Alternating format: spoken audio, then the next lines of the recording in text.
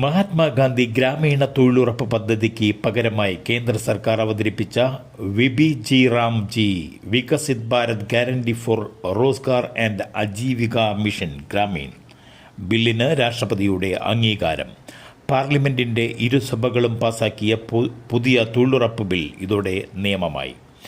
മഹാത്മാഗാന്ധിയുടെ പേരിലുള്ള പഴയ ബിൽ ഒഴിവാക്കിയതിൽ പ്രതിപക്ഷം വ്യാപകമായ പ്രതിഷേധ പരിപാടികൾ തുടരുന്നതിനിടെയാണ് രാഷ്ട്രപതി ദ്രൗപദി മുർമു ബില്ലിന് അംഗീകാരം നൽകിയത്.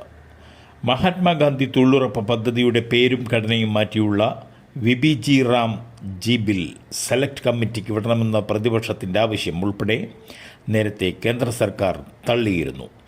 രാജ്യത്തെ ദരിദ്രരുടെ ക്ഷേമത്തിൽ ബിൽ സുപ്രധാന പങ്കുവഹിക്കുമെന്നാണ് ബില്ലിന്മേലുള്ള ചർച്ചകൾക്ക് മറുപടിയായി കേന്ദ്രമന്ത്രി ശിവരാജ് സിംഗ് ചൗഹാൻ പാർലമെന്റിൽ അറിയിച്ചത്. പതിവില്ലാതെ കേരളത്തിലടക്കമുള്ള ദക്ഷിണേന്ത്യൻ സംസ്ഥാനങ്ങളിൽ അനുഭവപ്പെടുന്ന ശൈത്യത്തിന് കാരണം ലാനിനയും സൈബീരിയൻ ഹൈയിൽ നിന്നുള്ള വായുപ്രവാഹവുമാണെന്ന് വിദഗ്ധർ. മിക്ക ദക്ഷിണേന്ത്യൻ സംസ്ഥാനങ്ങളും മുൻവർഷങ്ങളിൽ നിന്ന് വിപരീതമായി കടുത്ത ശൈത്യമാണ് അനുഭവിക്കുന്നത്. ആഗോള പ്രതിഭാസമായ ലാനിന സൈബീരിയൻ ഹൈയിൽ നിന്നുള്ള വായുപ്രവാഹം, പ്രാദേശികമായ താപവികിരണ പ്രതിഭാസങ്ങൾ തുടങ്ങിയ കാലാവസ്ഥാ മാറ്റമാണ് അതിശൈത്യത്തിന് കാരണമെന്ന് മെറ്റീരിയോളജിക്കൽ ഡിപ്പാർട്ട്മെൻറ്റ് ശാസ്ത്രജ്ഞനും ബാംഗ്ലൂരിലെ സർവകലാശാലയിലെ പ്രൊഫസറുമായ ക്യാംസലി നാഗരാജ മാധ്യമങ്ങളോട് പറഞ്ഞു. ഇക്കുറി ഇന്ത്യയിൽ ലാനിന പ്രതിഭാസം കടുത്ത തണുപ്പിന് കാരണമാകുമെന്ന് നേരത്തെ പ്രവചനമുണ്ടായിരുന്നു.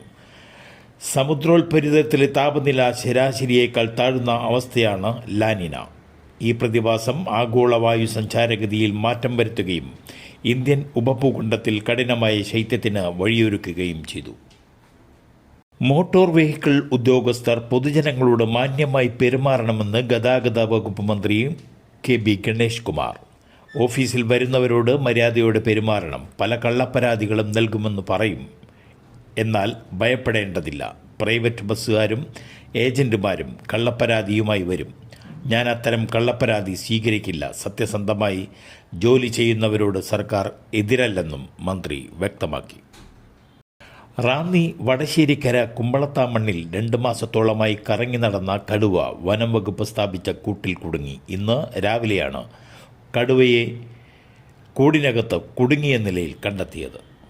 യാത്രാവേളയിൽ വൃത്തിയുള്ള ശുചിമുറി കണ്ടെത്താനുള്ള ബുദ്ധിമുട്ടിന് ഇനി പരിഹാരം. തദ്ദേശ വകുപ്പിൻ്റെ മാലിന്യമുക്തം നവകേരളം പദ്ധതിയുടെ ഭാഗമായി ശുചിത്വ മിഷൻ സജ്ജമാക്കിയ ക്ലൂ മൊബൈൽ ആപ്ലിക്കേഷൻ സജ്ജമായി.